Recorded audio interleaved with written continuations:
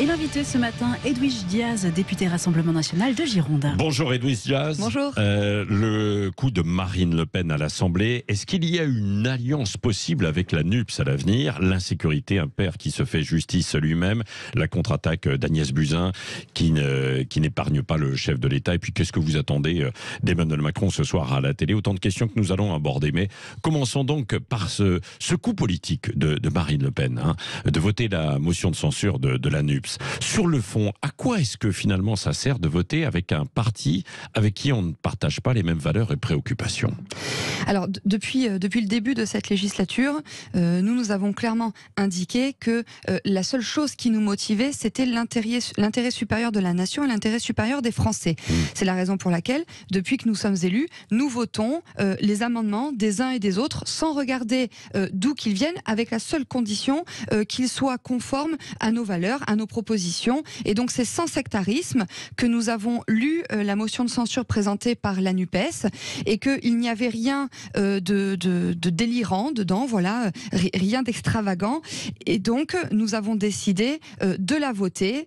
Par contre, ce que je note, c'est que, à l'inverse, la NUPES, qui pourtant se revendique comme étant opposant à Emmanuel Macron, eh bien, une fois de plus, n'a pas souhaité renverser ce gouvernement. Moi, je rappelle que la NUPES a déjà appelé à voter pour Emmanuel Macron au second tour de l'élection présidentielle. Ils nous ont menti quand ils voulaient faire, soi-disant, élire M. Mélenchon Premier ministre. Et là, alors qu'ils avaient une occasion inédite d'envoyer un signal fort au gouvernement, eh bien, ils n'ont pas souhaité, par sectarisme, voter notre motion de censure. Ils étaient divisés à l'intérieur de la NUPES, non? Alors, je pense est-ce que vous discutez, puisque vous êtes député, donc vous rencontrez évidemment d'autres députés de la NUPES aussi, comme aussi de Renaissance, bien sûr, mais est-ce que vous discutez entre vous? Est-ce qu'il y a des rapprochements qui se font ou pas? Non, en tout cas, moi, ce que je constate, c'est que vraiment, quasiment à chaque fois, ils ne votent pas nos amendements par pur sectarisme, par pure idéologie. Mais je vous dis, nous, en fait, on ne vote pas avec les uns, avec les autres. On ne fait pas alliance avec les uns, avec les autres. On n'est pas du tout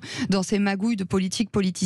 Nous, le seul truc qui nous intéresse, c'est faire avancer le pays et soutenir les Français. Attendez, c'était quand même une stratégie politique. Vous dites, on n'est pas dans les magouilles politiques. Non, mais c'est vrai. Vous étiez d'accord avec tous les amendements de la NUPES, tout le texte de la NUPES, qui était quand même plus de gauche, pardon, mais qui est que de proche de vos valeurs. Alors, pas tous les amendements, mais quand ils vont dans le bon sens, et c'était le cas encore hier soir jusqu'à minuit, nous les avons votés, parce que je vous dis, on regarde pas d'où ça vient à partir du moment où ça nous présente, ça nous semble intéressant. Mais la motion de censure de la NUPES, moi je l'ai lue, et c'est vrai qu'il y avait rien d'extravagant dedans. Il parlait de la brutalité du gouvernement, et en fait il y avait la même chose dans notre motion de censure. Voilà, donc en fait c'est en cohérence avec nous-mêmes, et aussi parce que les électeurs nous l'ont demandé. Vous savez, nous on est très à l'écoute. Moi ce week-end, comme tous mes collègues, j'ai fait beaucoup de terrain, et les personnes me disaient, écoutez, votez la motion de la NUPES pour envoyer un signal fort au gouvernement. Donc c'est ce que nous avons fait, parce que oui, nous sommes des démocrates, des républicains, respectueux des institutions, et nous voulons dire au gouvernement Macron que nous ne sommes pas d'accord avec sa politique de brutalité et de casse sociale. Est-ce que ce n'était pas aussi une stratégie pour piéger un peu les LR qui se retrouvaient arbitres, en position d'arbitre, dans un rôle d'allié objectif finalement de la majorité, Mais en fait, les LR, c'est ça. Vous savez, et d'ailleurs, ils sont assez pathétiques en ce moment, parce que je pense que beaucoup de leurs électeurs leur ont reproché de ne pas avoir fait l'union avec les oppositions pour renverser ce gouvernement. Et d'ailleurs, ils en sont réduits à faire des vidéos, je vous dis, très pathétiques sur les réseaux sociaux pour expliquer pourquoi ils n'ont pas jugé nécessaire de voter cette motion et pourquoi ils seraient toujours force d'opposition. Non, c'est faux. Les LR sont la béquille de ce gouvernement. Je rappelle que en 2017 et en 2022, ils ont appelé à voter pour Emmanuel Macron. Ils sont toujours dans la soumission par rapport à ce gouvernement. Et là, alors qu'ils avaient vraiment l'occasion de renverser ce gouvernement, eh bien, ils ont décidé de se coucher. Et moi, je vais vous dire, c'est même pire que ça. C'est que là, en fait, très objectivement, ce sont 60 députés qui ont peur, en cas de dissolution, de ne pas être réélus. Eh bien, ce sont 60 députés LR qui prennent en otage 60 millions de Français. Donc c'était un coup politique de Marine Le Pen, quoi, pour montrer que pour essayer d'enfoncer un peu les LR et de se positionner comme principale force d'opposition à Emmanuel Macron. C'est la réalité, c'est ce que nous sommes. Nous sommes la principale opposition à Emmanuel Macron. Nous n'appelons pas à voter pour lui. Nous ne sommes pas complaisants à son égard.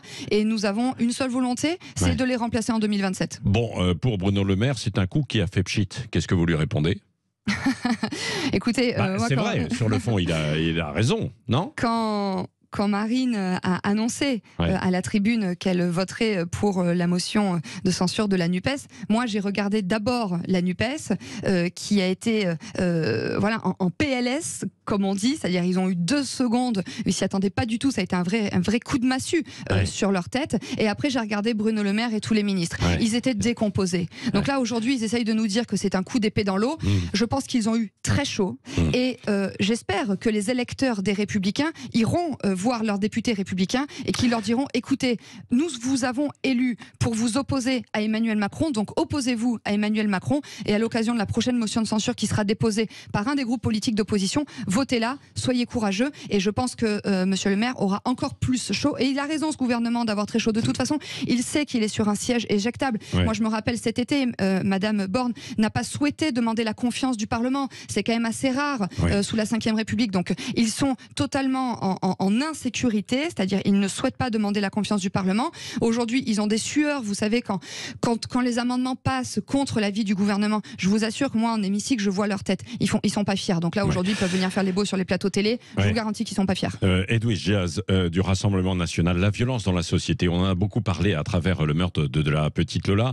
Il y a eu ensuite récupération par récupération, mais il y a eu par exemple des manifestations ce week-end, certaines avec des groupuscules, habillés de noir, masqués, etc. Est-ce que ça vous les dénoncez, comme par exemple à Lyon, où il y a une enquête qui a été ouverte pour provocation à la haine? Oui, nous avons décidé avec Marine Le Pen de rendre un hommage digne, matérialisé par 1 minute de silence que les députés du Rassemblement National ont observé devant l'Assemblée nationale. Et je pense que c'est ce qu'il fallait faire pour accompagner et soutenir les parents dans ce drame qu'ils vivent et que je pense personne sur cette planète n'a envie de vivre. Donc oui, c'est vrai que nous avons fait le choix de la dignité plutôt que de l'agitation et je pense que c'était la bonne solution à adopter. Donc oui, vous n'êtes pas solidaire évidemment de ceux qui ont manifesté comme ça et d'Éric Zemmour, quoi. Bah non, d'ailleurs, au début, quand la manifestation du jeudi soir n'avait pas été revendiquée politiquement, nous avons dit nous allons y participer, et quand nous avons vu la tournure qu'elle prenait, cette instrumentalisation, cette récupération et ces dérives possibles qui finalement ont eu lieu, nous avons décidé en effet de partir sur une autre ligne beaucoup plus digne. Edwige Diaz, quelle est votre réaction face à ce père de famille à Rouen qui se fait justice lui-même? Alors évidemment, je ne peux pas soutenir ces agissements parce que nous sommes dans un état de droit. Mais au fond, on peut le comprendre. Je veux dire, imaginez sa réaction. Je veux dire, sa fille a touché sexuellement par une personne qui s'infiltre par effraction dans son domicile. Donc il y a un vrai problème. Mais pourquoi? Il faut se poser la question. C'est pourquoi les gens ont envie de se faire justice eux-mêmes. C'est parce qu'il y a un effondrement de l'état de droit, parce que les Français n'ont plus confiance dans la justice, parce qu'elle est lente, parce qu'il y a beaucoup trop d'impunité. Je lisais mais une n'est-ce étude pas dangereux justement? Parce qu'on on ne connaît pas encore précisément. Il faut que la justice enquête. Mais vous avez raison. Vous avez tout à fait raison. C'est pour ça que nous, au Rassemblement National, on plaide pour une augmentation des moyens de la justice. Parce que moi, j'entends, c'est 90% de Français qui estiment que la justice doit être plus sévère. J'entends, c'est 93% de Français qui estiment que la justice est beaucoup trop lente. Bref, en France, c'est 73% des gens qui nous disent que la justice fonctionne mal. Donc c'est pour ça qu'il est urgent de changer de politique, à défaut de changer de ministre de la Justice, mais ça on s'en occupe pour 2027 si les Français nous font confiance. Donc il faut redonner des moyens à la justice et surtout mettre en place une inversion des valeurs. Vous savez, je vais vous donner l'exemple. Moi je connais beaucoup de personnes qui sont concernées par des squats. Et vous vous rendez compte, aujourd'hui, quand votre maison est squattée, eh bien le squatteur risque 1 an d'emprisonnement et 15 000 € d'amende. Par contre, si le propriétaire se fait justice soi-même, eh bien le propriétaire risque 30 000 € d'amende et 3 ans de prison. Donc comme il y a une inversion des valeurs, eh bien les Français, sont tentés de se faire justice par eux-mêmes. Oui, mais c'est évidemment dangereux parce qu'on peut par la justice y parvenir. Oui, quoi. tout à Et sinon, fait, s'il n'y a plus de règles dans notre société, où va-t-on? Non, oui, mais tout à fait. Mais en fait, l'effondrement de l'état de droit est dû à l'effondrement de l'État. Et c'est pour ça qu'il faut rapidement qu'on redonne des moyens à la justice, qu'on embauche des greffiers, des magistrats, précisément précisément pour réduire les délais. Et puis nous, au Rassemblement national, nous plaidons évidemment pour un durcissement des peines, avec des peines de prison qui soient effectives. Vous savez, moi je suis membre de la commission des lois. Tout à l'heure, nous auditionnons Dominique Simoneau, celle en charge des privations des prisons, qui nous explique que l'incarcération, les prisons, ça n'est pas la solution. Elle plaide pour vider les prisons. Et donc, vous voyez, tant qu'on nommera ce genre de personnes, eh bien, évidemment, c'est pas comme ça que les Français retrouveront confiance en la justice. Comment analysez-vous la contre-attaque d'Agnès Buzyn qui règle ses comptes avec Emmanuel Macron et Édouard Philippe en affirmant qu'elle avait lancé l'alerte plus tôt? Alors, Madame Buzyn, je l'ai trouvée bien silencieuse ces dernières années. Peut-être qu'elle essaye de se dédouaner en essayant de rejeter la faute sur Emmanuel Macron et sur le gouvernement de l'époque. Mais c'est peut-être à l'aube de sa présentation devant la Cour de justice de la République qui est imminente. C'est peut-être pour ça qu'elle essaye de se dédouaner. En l'occurrence, Madame Buzyn a une responsabilité. Elle avait déclaré dans Le Monde en décembre 2019 que la vague de tsunami allait arriver. Qu'est-ce qu'elle a préféré faire? Elle a préféré elle dit qu'elle a donné le ministère. Non, elle dit que on l'a plutôt remerciée plutôt que fuir. Écoutez, Et qu'elle avait donné l'alerte. Il fallait qu'elle le dise parce que, en tout cas, ce que les gens retiennent, c'est qu'elle a décidé de fuir en pleine pandémie pour aller se présenter aux élections municipales. Ce n'est pas ce qu'elle dit, quoi. Oui, mais on aurait peut-être apprécié qu'elle le dise avant. Oui. Voilà. Emmanuel Macron, dernière question ce soir à la télévision. Est-ce que vous en attendez quelque chose? Non, parce que je crois que le coup du j'ai changé d'Emmanuel Macron, les Français en ont soupé. Je pense que, comme d'habitude, il se livrera à un monologue d'autosatisfaction, sauf que, quoi qu'il nous dise, eh bien, ce second quinquennat d'Emmanuel Macron est aussi placé sous le signe de l'échec. Il a échoué en matière de pouvoir d'achat. Ce sont 96% des Français qui estiment être impactés par une baisse de pouvoir d'achat. 73% des Français estiment que le gouvernement n'agit pas assez. Moi, je ne connais pas une catégorie professionnelle qui me dit qu'elle se porte bien. Les policiers vont mal, les aides-soignants vont mal également. On n'a pas voulu réintégrer les 5000 soignants qui n'étaient pas vaccinés. Les pompiers vont mal. Les enseignants vers d'autres carrières. Mais oui, parce qu'ils n'ont pas eu le choix, parce qu'ils ne peuvent pas rester autant de temps sans revenus. Les enseignants vont mal, on voit la pénurie des enseignants. Je pense que ce gouvernement n'a rien tiré de l'enseignement des Gilets jaunes. Il continue de faire s'affronter les Français les uns contre les autres. Et moi, je connais beaucoup trop de chefs d'entreprise qui aujourd'hui vivent dans l'incertitude à cause des factures d'énergie qu'ils ne savent pas s'ils pourront payer. Edwige Jazo, allez, dernière question. Finalement, parce que vous êtes issu de Nouvelle-Aquitaine, un département aussi rural, où il y a la chasse. Et que pensez-vous du plan chasse là, qui a été proposé en fait hier? Le délit d'alcoolémie, les chasseurs disent pourquoi pas, et puis, mais en revanche, il n'y a pas d'interdiction la chasse le dimanche. Alors, moi, je trouve que les chasseurs sont quand même de bonne composition parce que c'est pas la première fois qu'on tente de les stigmatiser. Moi, je vous le dis, je soutiens clairement les chasseurs parce qu'on a besoin d'eux pour défendre, pour protéger la nature, pour la régulation des populations. Les chasseurs sont indispensables pour le lien intergénérationnel qui contribue à créer, notamment en zone rurale. Et je trouve qu'ils sont vraiment de bonne composition quand on voit, par exemple, sur la question de la chasse à l'alouette aux pentes. Il y a 90 accidents.